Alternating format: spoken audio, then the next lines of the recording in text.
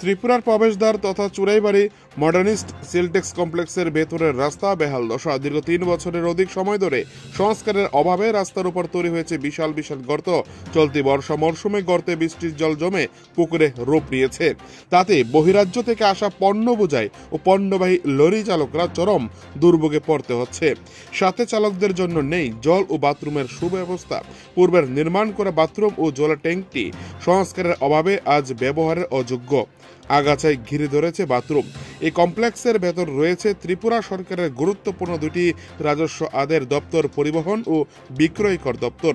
বহিরাজ্য থেকে আসা সকল পণ্য বোঝাই ও পণ্যবাহী খালি লরি ও কমপ্লেক্সের ভেতর দিয়ে ত্রিপুরায় প্রবেশ করতে হয়।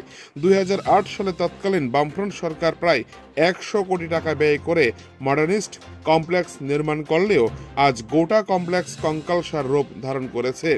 যদিও এই কমপ্লেক্স থেকে ত্রিপুরা সরকার প্রতি মাসে কয়েক কোটি টাকা রাজস্ব আদায় করে, কিন্তু সঠিকভাবে সংস্কার বা মান উন্নয়নে কোনো উদ্যোগ নিচ্ছে না বলে একেবারেই উদাসীন হয়েছে সরকার।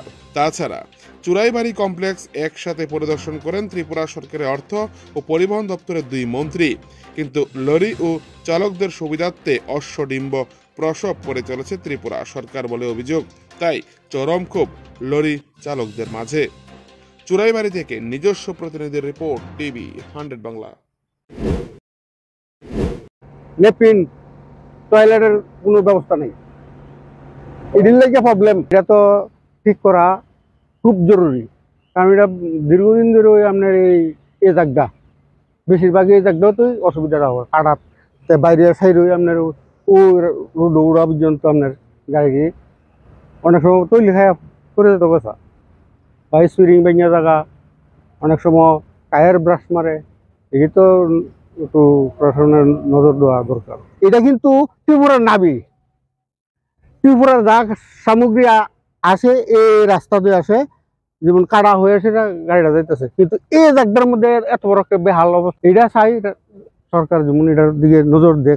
চৰাইবাৰী যিটো গেটৰ পৰা আপোনাৰ চেক হৈ অহাৰ পিছত আৰু সেইখিনিলৈকে ঠিকে আছে। যেতিয়া আপোনাৰ কাটা কৰা যায়, এই কাটা কৰাৰ পিছত আপোনাৰ গাড়ী আপোনাৰ পাতি পৰ্যন্ত বেণ্ড হৈ যায় আৰু ভাঙিও যায়।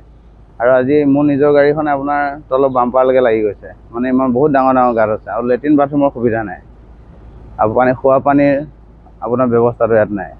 আমি ইয়াত মানে কিবা কাৰণত থাকিব লগা হ'লে আমাৰ বহুত অসুবিধা হয় ইয়াত। মইতো আমি গুৱাহাটীৰ পৰা আহিছোঁ, আগৰতলা যাম, ত্ৰিপুৰা যাম। এইটোতো বহুত দিন হৈ গ'ল। মই আজি 2 বছৰ আগত আহোঁতে এনেকুৱা পাইছিলোঁ, আৰু এনেকুৱাই দেখি আছোঁ। কামটো কৰাই দিলে ভাল হয়, আৰু আমাৰ চলাচলখিনি ভাল হ'ব, আৰু লেট্ৰিন বাথৰুমৰ সুবিধাটো কৰি দিয়ক, আৰু পানীৰ সুবিধাখিনি কৰি দিলে আমাৰ নিজেও ভাল হ'ব। আৰু অকল মোৰে বুলি নহয়, ইয়াতো ডেইলি আপোনাৰ 1000 গাড়ী আহে, 1000 গাড়ী ড্ৰাইভৰ অসুবিধা হৈ আছে।